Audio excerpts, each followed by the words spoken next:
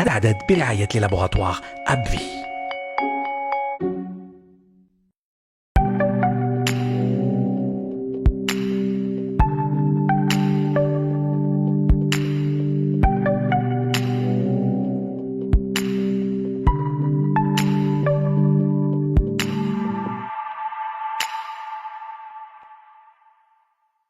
Salam, dans la continuité des rhumatismales inflammatoires chroniques, nous allons aborder aujourd'hui la polyarthrite rhumatoïde et particulièrement l'aspect rémission. نكملوا مع الأمراض الروماتيزمية الالتهابية المزمنة واليوم نناقشوا التهاب المفاصل الروماتويدي وخاصة جانب الهدأة يعني عندما المرض يطفأ. Utile de revenir d'abord sur brièvement la définition de la maladie. Elle est inflammatoire, chronique, auto-immune, touche les articulations de façon progressive et entraîne leur déformation puis leur destruction. Cette pathologie se caractérise par des douleurs sévères, ce qui a évidemment un impact, vous imaginez bien, sur la qualité de vie du patient. Nous évoquerons dans un deuxième temps la rémission avec les questions suivantes. À quel moment peut-on l'évoquer? Comment augmenter ses chances? Que veut-on dire par cibler la rémission. هذا المرض هو التهاب مزمن من أمراض المناعة الذاتية يؤثر تدريجيا على المفاصل ويسبب تشوهها ثم تدميرها. يتميز بألم شديد، من الواضح أن له تأثير على نوعية حياة المريض. ونناقش اليوم جانب الهدأة. هالتي c'est tout de suite.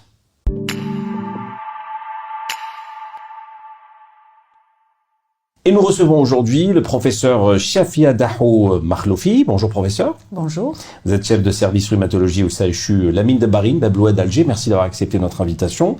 Alors pourriez-vous professeur nous dire d'abord pour commencer quelques mots pour définir cette maladie avant de parler de rémission?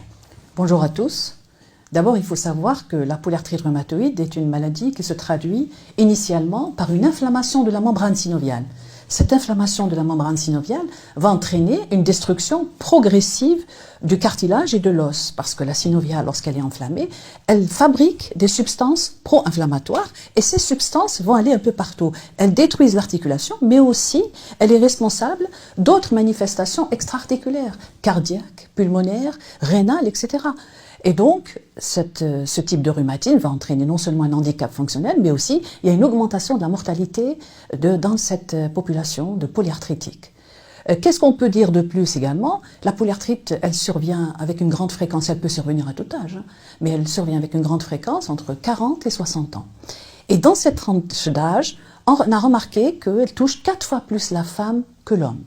Alors, quelle est la fréquence de la polyarthrite rhumatoïde? Ce rhumatisme a une fréquence qui est variable d'un pays à l'autre. C'est vrai que les premières enquêtes qui ont été faites en Algérie, dans certains quartiers, par exemple dans l'Algérois, on a remarqué que la fréquence était de 0,15% et elle rejoignait aussi un travail de prévalence qui a été fait dans le sud-est algérien qui était de 0,13%. Certes, les études de prévalence sont difficiles à réaliser.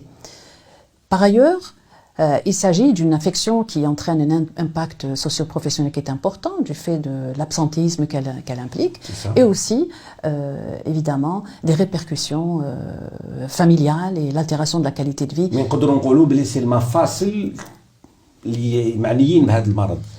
وي نعم المفصل هو اللي على خاطر واش هي التهاب المفاصل بالدرجه كنسيو نفهموا المريض هي التهاب المفاصل تختلف. La polyarthrite rhumatoïde, هذا المرض يختلف من l'arthrose parce que على خاطر la polyarthrite rhumatoïde تمد التهاب في هذاك الغلاف اللي يغلف المفصل وكي تعمل الانفلاماسيون ماشي كيما l'arthrose elle est différente صح تقيس اليدين كذلك ولكن تختلف عليها منها وتمد كذلك ظواهر واحدة أخرى يعني تقيس القلب تقدر تقيس لي بومون يعني الرئتين تقدر تقيس كذلك الجلد على داك الشيء اللي نقولوا هي مرض تقيس المفصل وكذلك لي زورغان الاخرين. كيفاش نعتنيوا بالمرض في الجزائر؟ Comment se fait la prise en charge dans notre pays? Alors dans notre pays la prise en charge elle se fait de la manière suivante. ما تختلفش على البلدان الأخرى.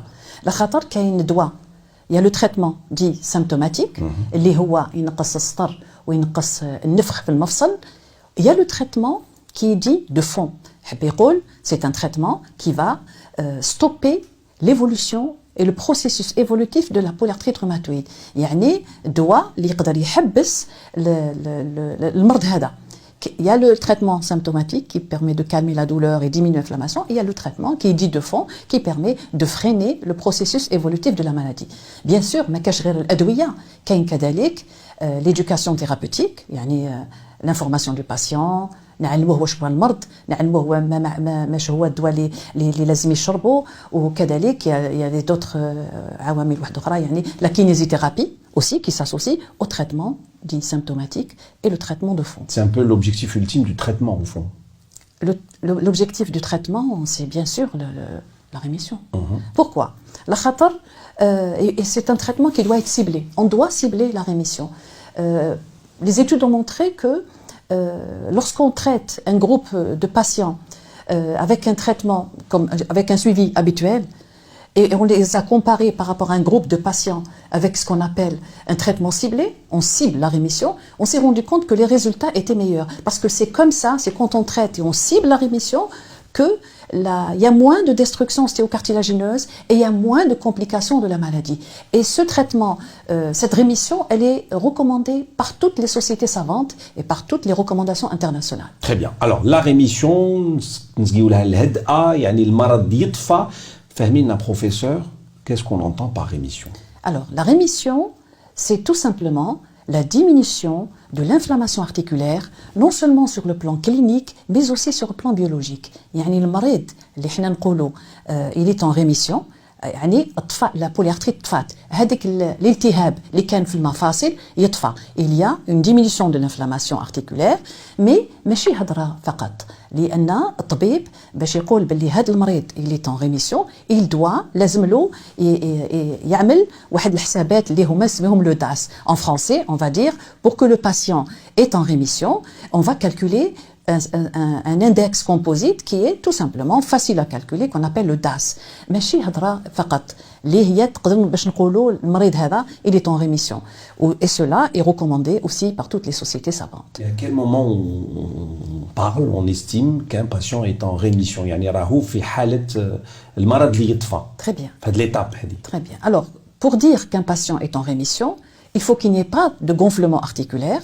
يعني المريض ما يكونش عنده فاصله منفخين.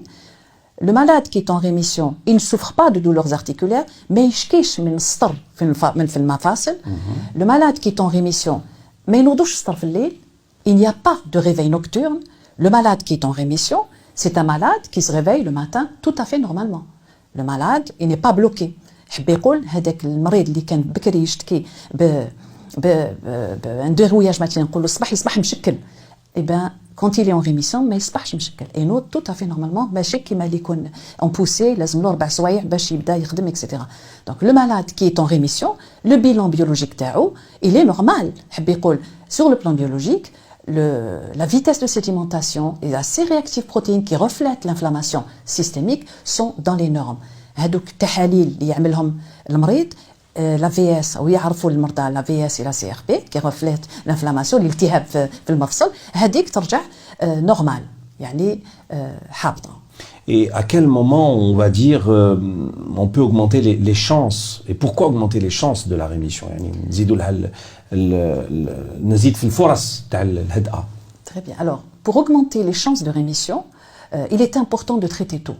Pour traiter tôt, il faut faire un diagnostic précoce. لازم المريض, bien sûr, quand il souffre de douleurs articulaires, il ne faut pas banaliser. Il faut consulter un médecin généraliste. تشخيص مبكر. تشخيص المبكر يعطيك الصحة. Donc التشخيص المبكر هو اللي يؤدي le traitement précoce. باش المريض يبدا الدواء تاعو précocement. C'est une chance pour augmenter la chance de rémission. Il faut faire un diagnostic précoce et il faut traiter précocement. Non seulement traiter précocement, mais aussi traiter de façon ciblée. حب يقول, on doit se fixer la rémission. لازم يطفى المرض هذا. ماشي نقولوا برك l'amélioration. خاطر كاين مريض يقول لك راني نحس روحي خير ملي كنت. لا, c'est le médecin qui décide de cibler la rémission et par des rendez-vous qui seront bien fixés par le médecin le prescripteur. Il faut que le malade respecte ses rendez-vous et pour augmenter les chances, il ne faudrait pas qu'il consulte à l'occasion. Il faudrait qu'il respecte ses rendez-vous. En général, les médecins, quand le malade est en poussée pour augmenter les chances de rémission, il faut qu'il consulte tous les 1 à 3 mois. Il prescrit des rendez-vous tous les 1 à 3 mois de manière régulière. Et si jamais le malade, en attendant le rendez-vous, il fait une arthrite par exemple, il faut qu'il reconsulte pour intensifier le traitement. Il ne doit pas se dire je vais augmenter les doses ou je vais diminuer. Non, ne rien rajouter. Appeler le médecin, même quand il ne peut pas se déplacer, il peut appeler le médecin pour intensifier le traitement, pour rester dans la rémission. Bien sûr, à côté de ces éléments, il est important d'éviter l'automédication, et aussi il est important aussi d'avoir une activité physique, même si maintenant les conditions sont difficiles, c'est aussi recommandé par tous. Il faut qu'il y ait aussi des repas équilibrés. Si la personne elle fume aussi, il faut éviter le tabac. Et voilà. D'accord. Alors, professeur, dites-nous pourquoi il est important de cibler la rémission. Très bien. Ça aussi, c'est une question qui est importante. Pourquoi on cible la rémission? La rémission, qui est, qui تطفى l'inflammation, c'est la seule façon de lutter contre la destruction ostéocartilagineuse. المريض اللي يلحق la rémission اللي يطفى فيه المرض الهدف من هذيك la rémission ما تكونش عنده معقدات، ما تكونش عنده لي كومبليكاسيون اوستيو ارتيكولير. دونك ديجا المفصل تاعو يقعد صحيح. الحاجه الثانيه le deuxième objectif de la rémission c'est la diminution de l'inflammation. Quand on dit diminution de l'inflammation, rémission égale diminution de l'inflammation systémique. On diminue le risque cardiovasculaire. C'est normal. Pourquoi? Parce que l'inflammation est aussi source d'athérosclérose. L'inflammation aussi, qui dit inflammation également, va dire augmentation de la corticothérapie. Et quand on augmente la corticothérapie, là aussi, il y a toutes les complications de diabète, de la dyslipidémie. Donc quand on arrive à la rémission, il y a plus de chances de diminuer ces médicaments-là, notamment les corticoïdes, et donc de diminuer le risque des complications, ce qu'on appelle nous les comorbidités, c'est-à-dire le مريض اللي ينقص اللي يلحق لا ريميسيون ينقص لا كورتيكوثيرابي هذيك، خاطر نعرفوا التعقيدات اللي هي تنتج على لا كورتيكوثيرابي اللي هي مرضى السكري، donc le diabète. Il y a aussi la dyslipidémie. Les malades vont faire des complications. Donc, si on diminue la corticothérapie, on diminue ce risque de dyslipidémie, le risque d'athérosclérose, le risque d'hypertension artérielle, mais aussi le risque infectieux. Parce que quand on diminue la corticothérapie, le malade se défendra mieux. À côté de tout ça, les bénéfices de la rémission sont aussi les chances d'éviter la perte osseuse. Parce qu'on sait عندها فوائد كبيرة. الإنسان اللي يكون اطفال المرض يعني راهو en rémission، هذاك الإنسان يولي ما يضيعش في الصحة نتاع العظم نتاعو، ماشي غير في المفصل، الصحة تاع العظم بالكامل، يعني في ذاته يعطيك الصحة. La masse osseuse va être préservée. Mais aussi il y a un risque, il y a une diminution de risque, bien sûr, de fracture ostéoporotique. Si le malade est en rémission, il y a diminution du risque fracturaire. Voilà globalement les bénéfices de la rémission. Alors, question pratique, professeur, à présent. Que faire une fois cette rémission obtenue? Alors, une fois que le patient est en rémission, il est important que cette rémission soit maintenue. Alors, si le malade arrive au diagnostic, arrive précocement, le malade,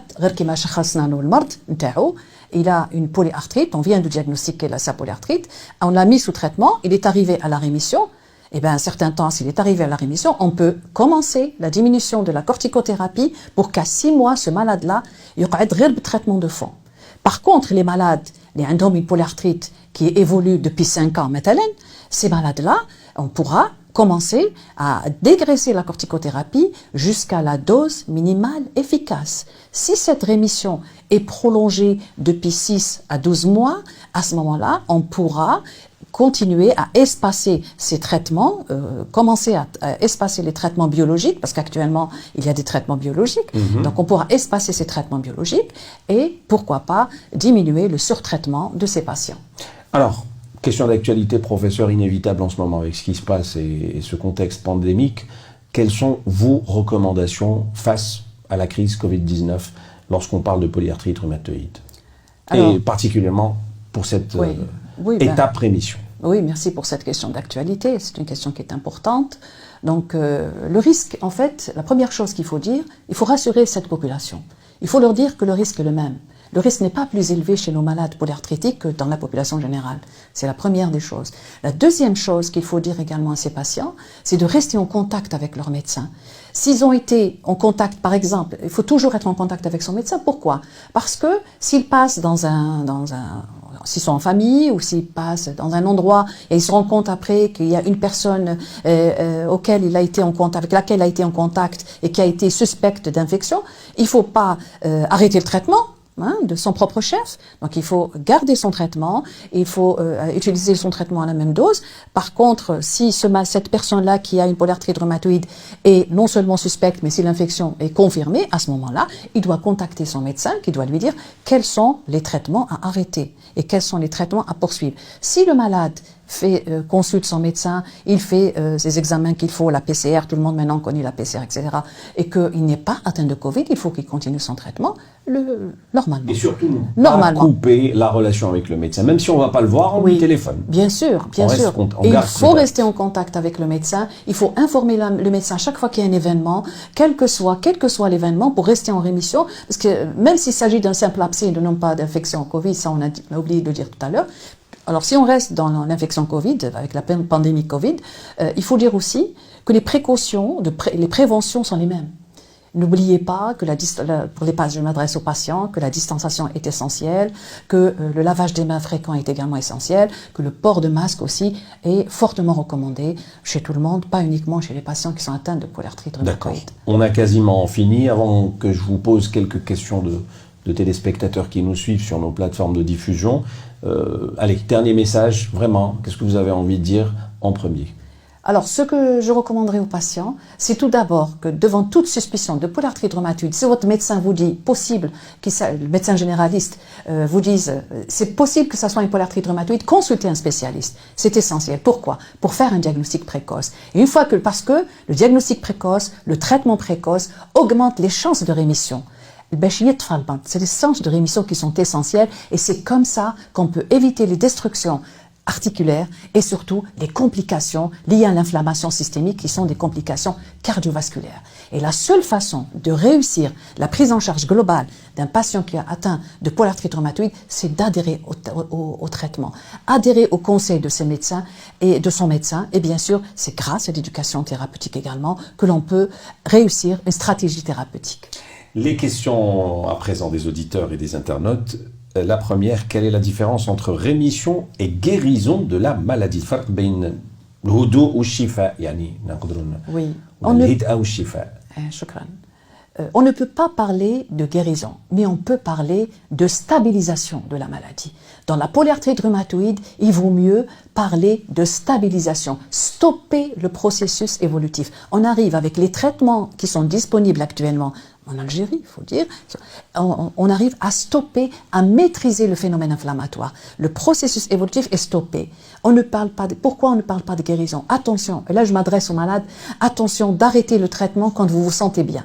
C'est très important de maintenir le traitement, même si vous vous sentez très bien. C'est votre médecin qui va diminuer les doses, qui va vous dire à quel moment vous devez arrêter votre traitement, vous devez espacer les prises de vos médicaments et les prises des injections. Donc il vaut mieux parler de stabilisation. هذاك الالتهاب اللي كان في المفاصل يطفى وon peut استقرار الانطفاء يعني كما قلت لنا مقبله الهدأة يعني ننجمو on peut stabiliser la polyarthrite rhumatoïde et on peut maîtriser la rémission, mais grâce au traitement, ne jamais arrêter le traitement. Parfait. Deuxième question, est-ce que les vaccins peuvent provoquer une polyarthrite rhumatoïde?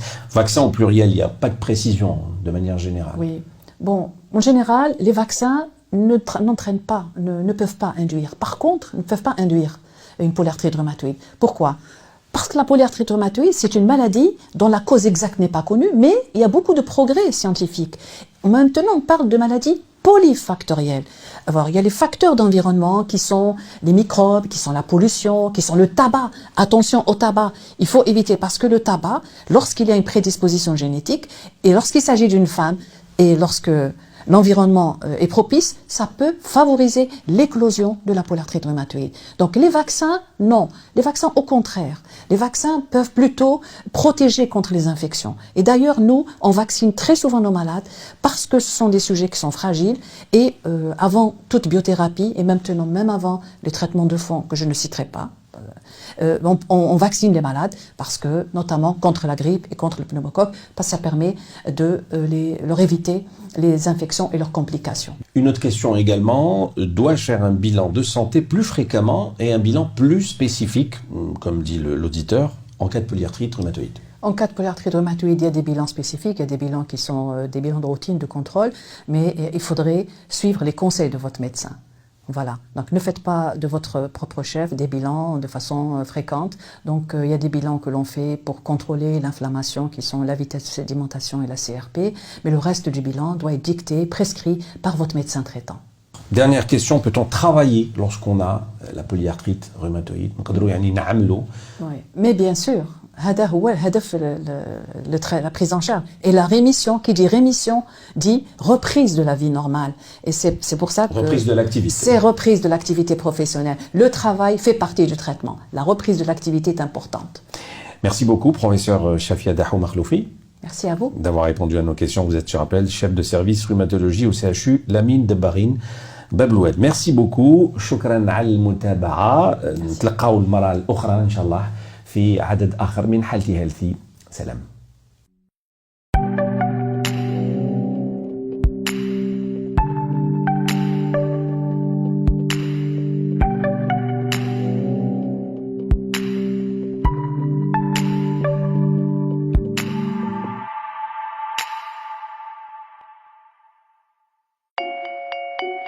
هذا العدد برعاية لابوغاتوار أبفي.